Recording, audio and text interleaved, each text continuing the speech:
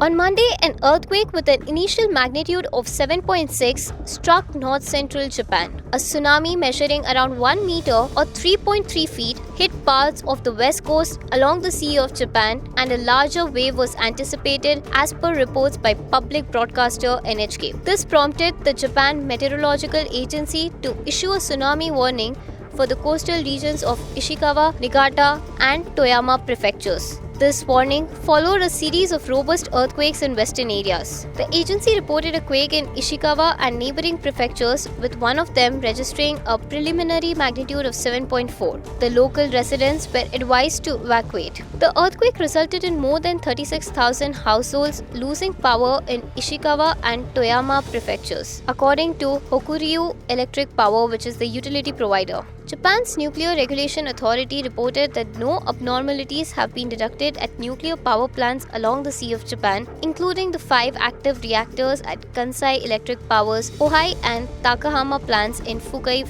prefecture. Following this, North Korea also issued tsunami warnings for its east coast. Subscribe to Daily Salah Digital for more such updates.